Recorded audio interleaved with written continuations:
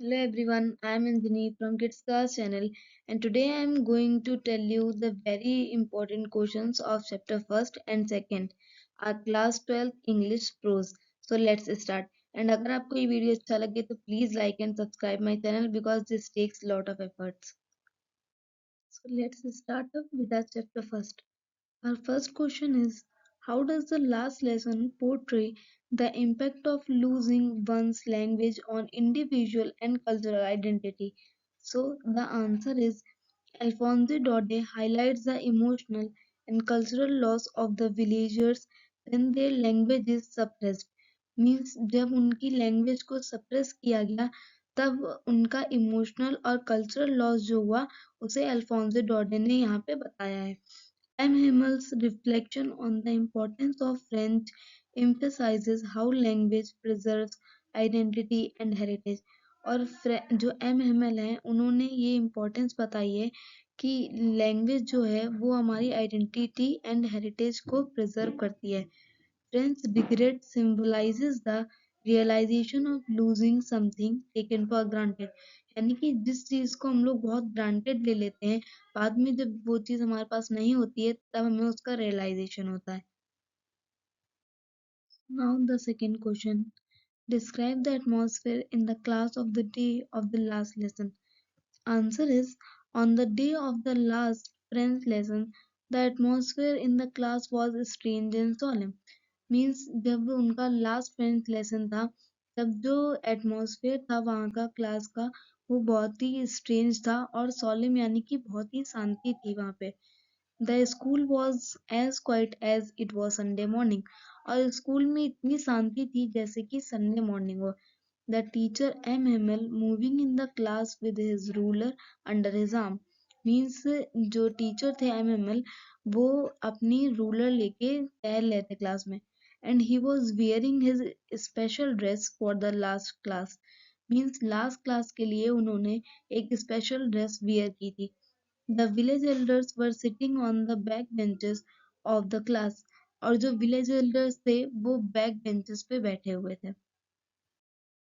All the students were sitting with complete attention and the teacher was teaching with full dedication. Means जितने भी student थे वो complete attention के साथ पढ़ रहे थे और टीचर भी उन्हें फुल डेडिकेशन दे रहे थे. All this was due to an order from Berlin that from the next day German would be taught instead of French by a new teacher. Means ये सब एक न्यू ऑर्डर की वजह से हो रहा था जो कि बर्लिन से आया था. नेक्स्ट डे से जर्मन पढ़ाई जाएगी फ्रेंच की जगह पे और उनके एक न्यू टीचर आएंगे. While delivering the last lesson, the teacher called upon his students and the village elders to guard the French language.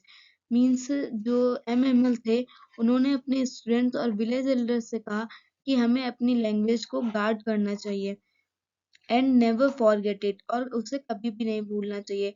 Declaring French to be a most beautiful language in the world. और उन्होंने कहा कि French language जो है वो beautiful language in the world है. Third question. Our native language is part of our culture and we are proud of it. How does the presence of village elders in the classroom and M. Hammel's last lesson show their love for French? So the answer is, acquiring power over the French made the Prussians so dominating that they decided to impose even their language on them. Means जो Prussian soldiers थे और जो उनके leader थे उन्होंने French language को हटा दिया था वहां से और जो उनकी जर्मन लैंग्वेज थी उसको इम्पोज कर दिया था.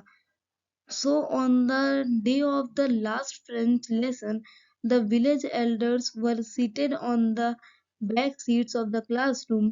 They felt sorry for not having gone to school more often. Their presence was also their way of thanking their master M. Himmel for his 40 year of faithful service. Means वो एक gesture अपना show कर रहे थे कि M Hemal को हम लोग रिस्पेक्ट देते हैं उनके 40 ईयर की सर्विस के लिए. M. Hamel himself had put on his fine Sunday clothes in honor of the last French lesson. Means last translation के लिए एमएमएल ने भी बहुत ही अच्छे क्लॉज वेयर किए थे. Assuming the role of mentor, he advised the class of safeguard and preserve their language among themselves and never forget it. तो as a mentor उन्होंने एडवाइस किया अपनी क्लास को कि वो सेफ गार्ड करें और प्रिजर्व करें अपनी लैंग्वेज को और उसे कभी ना भूलें. He called French the most beautiful and logical language in the world.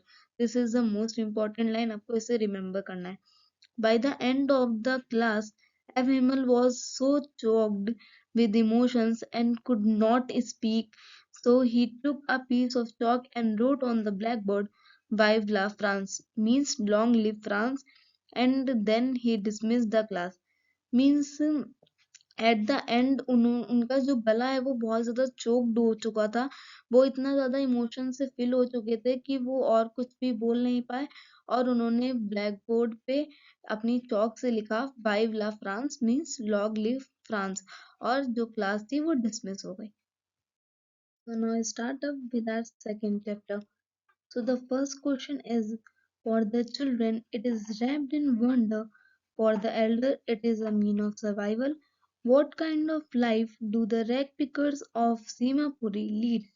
Means childrens के लिए एक वंडर से भरी हुई चीज थी और एल्डर्स के लिए वो मीन्स ऑफ सर्वाइवल थी. ऐसी क्या चीज थी, चलिए जानते हैं. Answer is, garbage for rag pickers of Simapuri is considered to be nothing less than gold. Means Seemapuri में जो गार्बेज था वो उन लोगों के लिए गोल्ड से कम नहीं था. Picking garbage helps them to earn their daily bread, gives them roof over their head, and is their only means of livelihood and survival. Means वो गार्बेज पिक करके ही अपनी जो डेली की मील थी उसे पूरा करते थे और उनकी जो छत थी वो भी उसकी वजह से ही थी. And for the innocent children garbage is wrapped in wonders as they want to finding a coin and a currency note to sustain with their hopes. Means उनकी एक होप थी कि हमें इस गार्बेज में कुछ ना कुछ कॉइन या करेंसी नोट्स तो मिल ही जाएंगी, इसलिए वो गार्बेज में कुछ ना कुछ स्क्राउंज करते रहते थे. These children grew up to become partners in their survival with their parents. Means यही बच्चे बड़े होने के बाद अपने पेरेंट्स के साथ सर्वाइवल में हेल्प करते हैं. Simapuri houses around 10,000 rag pickers, mostly Bangladeshi refugees, who have lived there for more than 30 years without an identity and without permits. Means almost 10,000 जो रैग पिकर्स थे वो बांग्लादेशी रेफ्यूजीज थे और वो सीमापुरी में रहने आए थे. वो उन लोगों के पास ना कोई आइडेंटिटी थी ना कोई परमिट था वहां रहने का, बट वो 30 years से ज्यादा हो चुके थे फिर भी वहीं पे रहते थे. These peoples live in mud structure with roof made of tin and tarpaulin. Means tarpaulin और टिन की हेल्प से उन लोगों ने अपने घर को बनाया हुआ था. The ration cards that enable them to get their names on voters list and enable them to buy a grain and garbage are their means of survival. Food is more important to them for survival than identity. Means food उनके लिए ज्यादा important था identity से और जो garbage वो लोग बीनते थे वो भी उनके लिए मीन्स ऑफ सर्वाइवल था. So the second question is, describe the living condition prevailing in Firozabad. Mention why the Bengal making business does not give Bengal makers a comfortable life. Answer is, through the story of the Bengal makers of Firozabad, the author expresses her concern over their exploitation in the hazardous job of Bengal making. Means जो Bengal makers हैं उनको बहुत ज्यादा problems face करनी पड़ती थी और जो उनकी कंडीशन थी वो भी बहुत ज्यादा हैजार्डस थी. And extreme poverty, hard work and critical working conditions results in the loss of childhood of children who are in the profession, means जो एक्सट्रीम पॉवर्टी और हार्ड वर्क और जो क्रिटिकल वर्किंग सिचुएशंस थी, उसकी वजह से जो चाइल्डहुड था बच्चों का, वो भी उनसे छीना जा रहा था जो कि उस प्रोफेशन में थे। The working conditions of all bangle makers are pathetic and miserable, means उनकी कंडीशन बहुत ज्यादा मिजरेबल थी। They work in high temperature, badly lit and poorly ventilated glass furnaces, due to which child workers especially are at risk of losing their eyesight at an early age and get prone to other health hazards. Means वो इतना ज़्यादा affected थे उस चीज़ से कि उनकी eyesight भी चली जाती थी और बहुत ज़्यादा हेल्थ हैजार्ड्स भी होती थी। The stinking lamps of Firozabad are choked with garbage and humans and animals live together in these hovels. Means वो जो उनकी झुग्गी झोपड़ी थी, वहां पे एनिमल्स और जो ह्यूमंस थे वो साथ में रहते थे और वहां पे इतना ज्यादा गार्बेज पूरा फिलअप था। There is no development on progress in their lives with the passage of time, यानी कि कोई भी प्रोग्रेस कोई भी डेवलपमेंट उनके यहाँ नहीं हुआ था। They have no choice but to work, उनके पास कोई भी चॉइस नहीं थी सिवाय वर्क के। In these inhuman conditions mind numbing toil kills with their dreams and hopes, यानी कि जो इतनी ज्यादा बैड सिचुएशन थी उनकी, इसलिए उनके सारे ड्रीम्स मर जाते थे। So thank you to all of you. यहाँ पे हमारा ये चैप्टर कंप्लीट होता है। इसके मैंने सारे जो इम्पोर्टेंट क्वेश्चंस थे वो आपको कवर अप करा दिए हैं। आप इसी से सारे जो भी क्वेश्चंस आपसे बोर्ड में पूछे जाएंगे आप उसके आंसर्स दे देंगे। तो अगर आपको ये वीडियो अच्छा लगे please like and subscribe my channel और आप इसे अपने फ्रेंड्स और रिलेटिव्स के साथ शेयर भी कीजिएगा।